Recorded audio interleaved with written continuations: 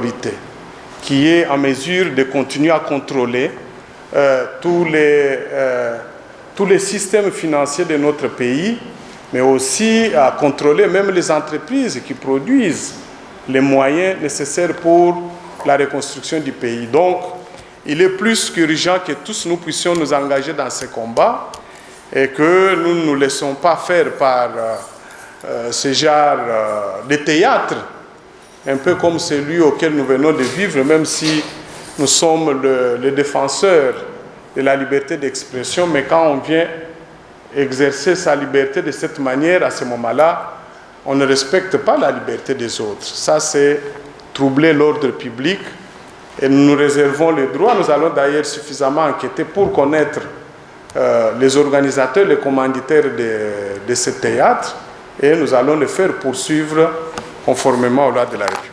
Voilà. Bon, on peut prendre une dernière question. Moumi existe. C'est la sanction contre Fleurette.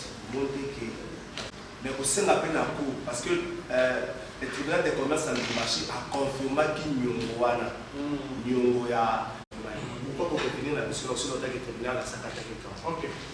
Alors, il y a des Fleurette existe.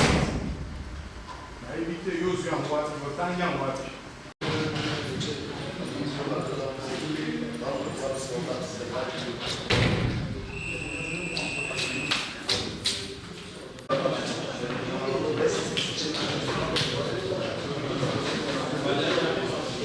De la taille de la GECAM.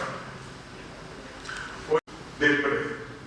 Avec l'origine des avoirs non connus et jugés illicites par les trésors américains qui a à juste titre placé la société Fleurette Moumi au cours de la même année 2017, soit au mois de septembre et décembre, sous les coups de sanctions en vertu de exécutifs ordre numéro 13-818 du président des États-Unis, daté du 21 décembre 2017.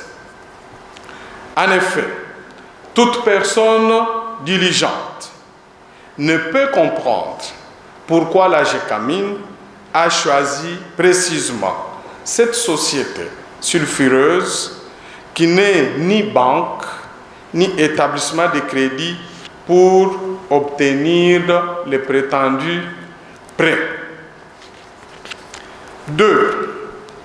La GECAMIN n'avait pas besoin d'aller emprunter.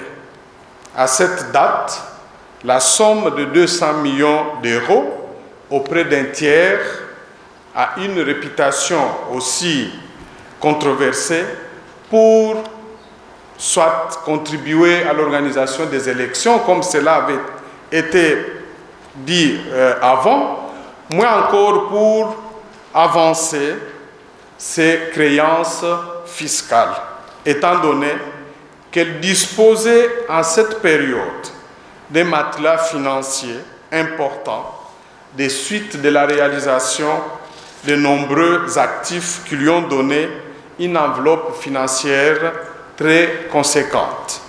En effet, la GECAMIN venait de réaliser en cette période la cession de ces 5000 actions, soit 25%, dans la société Métalcol à NRC pour une somme de 170 millions de dollars et que le dernier paiement sur ces montants a été fait en avril 2017, soit plus ou moins 50 millions de dollars. En 2017, la GECAMIN a réalisé d'importantes sommes d'argent en millions de dollars dans un partenariat avec des Chinois de Hong Kong et en 2018 avec Hong Kong Excellent Mining Investment ainsi que KLK Mining Sasu pour les gisements de Kilamusendu et Kinga Nyambo. Bien plus, les motifs farfelus de ces prêts, à savoir financer les élections, ce qui ne relève pas de son activité sociale, c'est-à-dire de la GECAMIN, et de payer des avances d'impôts et taxes, ce que rien ne peut justifier rationnellement la démarche, démontre à suffisance les côtés pernicieux du montage dans lequel la GECAMIN s'est retrouvée par la seule décision de ses dirigeants. Mais à ce sujet, il faut quand même mentionner qu'au vu de tous les documents auxquels la CAGE a eu accès et qui sont disponibles à plusieurs niveaux, notamment au tribunal de commerce de Lubumbashi, vous allez constater que, en dépit du fait que l'accord, le prétendu accord de prêt du 2 octobre 2017, mentionnait à la dernière page que la GECAMIN devait communiquer à la société Fleurette Mumi Holding Limited les renseignements, notamment sur les noms du compte et les numéros de son compte bancaire, afin de recevoir la somme de 128 millions d'euros comme la première tranche. Lorsque vous prenez le message qui a été envoyé, qui date du même jour, c'est-à-dire du 2 octobre 2017, signé par le directeur général AI de la GECAMIN, vous allez constater que l'intitulé du compte, les noms du compte, porte GECAMIN Développement, avec les numéros de compte basés ou qui seraient renseignés à la banque, à la Robank, alors que tous nous savons que la société GECAMIN Développement fut l'une des branches de la GECAMIN à l'époque, parmi lesquelles il avait été décidé de liquider, et que GECAMIN Développement n'existe pas. Et que depuis 2014, à la suite de l'adaptation, l'harmonisation des statuts de la GECAMIN par rapport à la loi de l'OHADA, la GECAMIN est devenue GECAMIN SA et n'a plus en son sein des activités qui étaient autrefois exercées par la branche GECAMIN Développement, qui n'existe plus, qui est morte. Et nous nous posons la question, il faut que la GECAMIN réponde. Comment expliquer qu'alors dans les contrats de prêt, les bénéficiaires de prêts étaient clairement mentionnés comme GECAMIN SA, qu'est-ce qui a pu changer par la suite pour que son directeur général puisse envoyer les coordonnées bancaires avec l'intitulé portant GECAMIN Développement? Est-ce encore un des comptes réels de la GECAMIN SA ou il s'agit d'un compte fictif qui a été ouvert pour les besoins de la cause? Entre les deux sociétés, la GECAMIN et Ventora, consiste à monter un scénario appuyé sur un des actes qui est considéré comme faisant partie de août 2018. Et cela est établi sur un capital de $1000 et que l'un de ces associations de 2017, dont l'échéance est prétendue être arrivée à terme, considérons avec beaucoup d'analystes que Ventora a été créé pour que leur origine est de faciliter leur introduction dans les circuits économiques, et notamment en République démocratique du Congo. Enfin, aussi bien dans le jugement rendu par le tribunal de commerce de Lubumbashi que dans leurs moyens développé devant la cour d'appel de la même province, c'est-à-dire de la ville de Lubumbashi. Il est clairement établi que la GECAMIN, qui aurait dû contester de manière sérieuse et juridique les liens des droits qui s'établissaient ou qui pouvaient s'établir entre Vantora et elle, qui pouvaient justifier à Vantora de lui réclamer le remboursement ou le paiement de cette créance, la GECAMIN est passée facilement aux aveux, tant dans son action, son assignation en opposition, mais aussi dans ses différents moyens et plaidoyers développés devant les deux juridictions. Alors que nous savons tous que personne ne peut accepter de s'exécuter d'une obligation envers une autre si il n'existe pas un seul acte juridique pouvant fonder les liens de cette obligation. La GECAMIN sait pertinemment que même dans l'hypothèse où on peut considérer qu'il y aurait eu une quelconque relocalisation, parce que c'est ce que Vantora prétend, mais même dans cette hypothèse, les lois de la République démocratique du Congo, les droits au ADA imposent à ce qu'un certain nombre de formalités juridiques soient préalablement accomplies et que les nouveaux actes soient publiés, soit qu'il y a eu entre les deux sociétés une fusion qui donne lieu à la naissance d'une autre société. À ce moment-là, vous devez publier les nouveaux actes de manière à assurer la publicité et engager tous ceux avec lesquels vous pouvez avoir passé des opérations où vous avez été dans les affaires. Et que même s'il s'agit d'une absorption, vous devez toujours accomplir les mêmes formalités.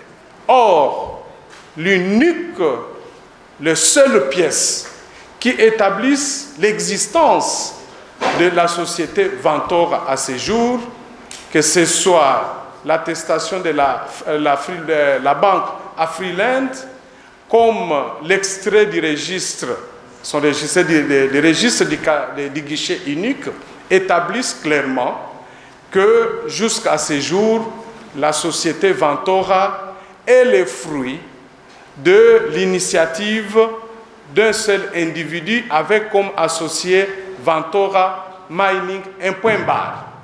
Il est dit nulle part que la société Vantora était devenue par la suite celle qui a absorbé la société Fleurette Moumi pour qu'elle puisse par la suite se considérer comme ayant substitué Fleurette dans ses droits vis-à-vis de la GECAMIN.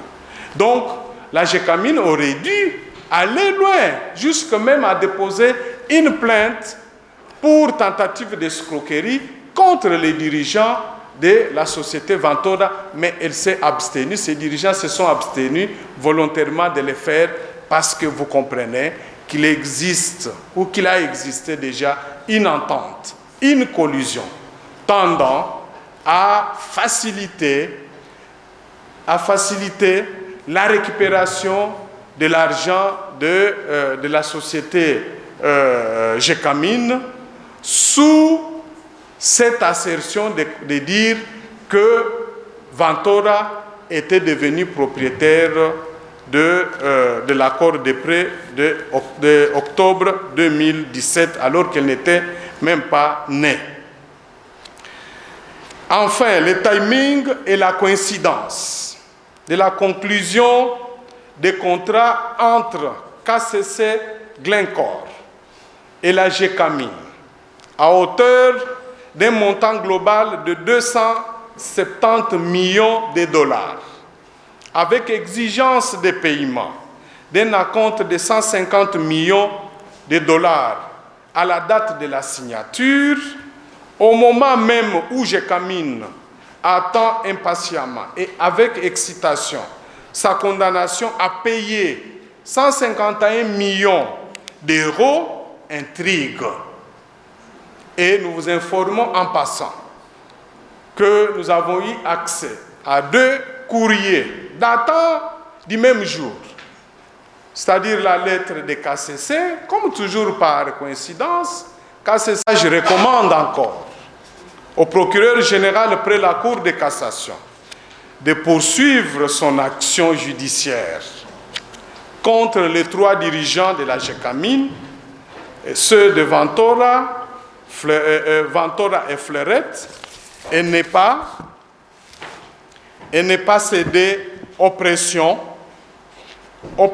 politiques et de prendre toutes les mesures conservatoires qui s'imposent afin de protéger le patrimoine de la GECAMIN contre un complot de prédation en cours. À la population congolaise, la CAJ recommande de soutenir efficacement et publiquement les poursuites judiciaires en cours et de rester mobilisés jusqu'à ce que les auteurs de ces faits de blanchiment des capitaux et de détournement des fonds publics de la GECAMIN soient jugés et sanctionnés conformément aux lois de la République. La CAJ vous informe qu'avec plusieurs autres organisations, des personnalités, des membres du Parlement, nous sommes en train déjà de nous consulter pour voir dans les jours à venir comment lancer des actions citoyennes et publiques, notamment des sit-ins, des marches, et nous félicitons en passant nos compatriotes de la Lucha qui ont déjà donné le ton, parce que hier déjà, ils se sont mobilisés avec leurs collègues de Vichy et de notre mouvement citoyen, et ils ont organisé un sit-in devant la primature, notamment au sujet de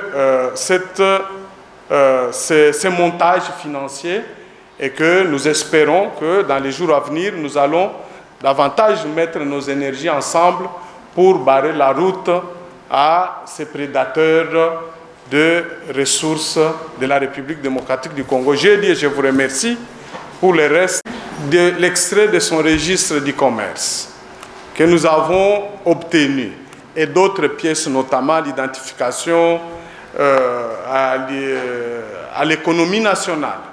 Il se dégage que cette société existe bel et bien. Nous ne disons pas que, au regard des pièces, elle n'existe pas. Elle existe. Au regard des pièces, elle existe.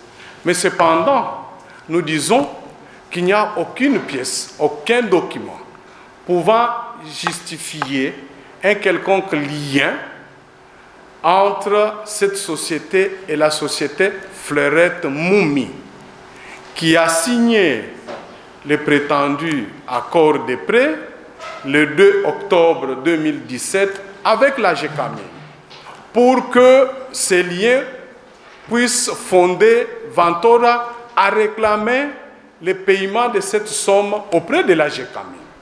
C'est ça le vrai problème. Nous disons que l'accord qui porte sur les 200 millions d'euros est du 2 octobre 2017.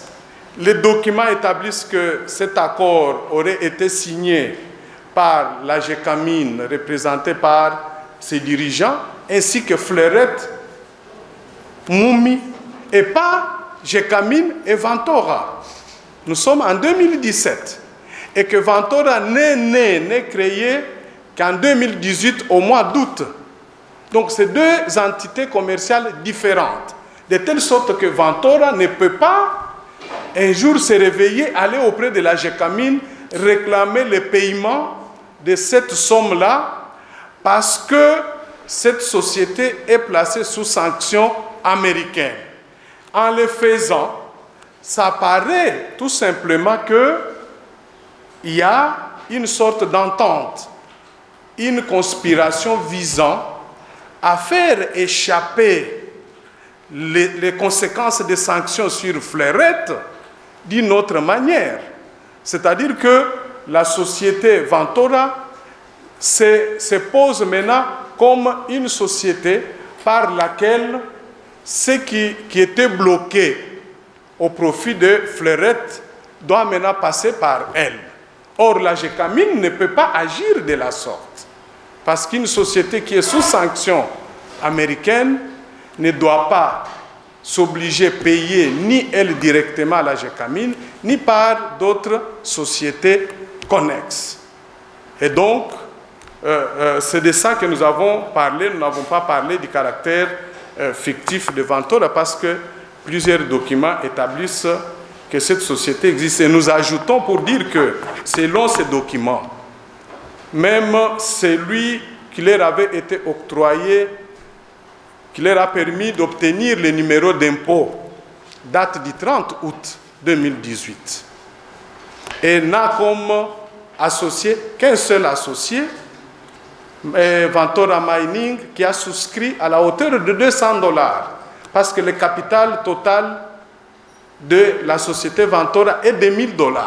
Et nous disons une pareille société qui est dans le commerce général, comment elle peut, vous vous imaginez, d'août 2018 à octobre 2019, soit plus ou moins une année, une société qui est dans le commerce général se réveille un jour pour dire que je suis devenu, moi, propriétaire des millions d'euros que la Gécamine devait à Fleurette. Mais là, il y a un problème, et surtout lorsque le dirigeant de la Gécamine reconnaisse facilement ces faits-là, sans contester. Ce n'est pas normal.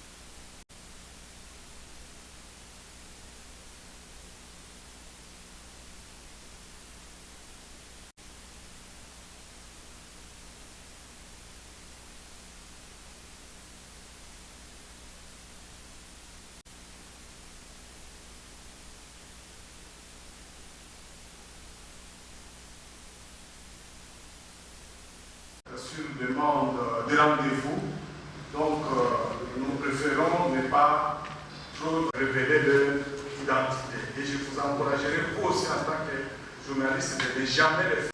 Un dépositaire de secrets professionnels peut être amené à révéler ses sources, notamment les banques. Comme troisième, qui sont à la une. Et je voudrais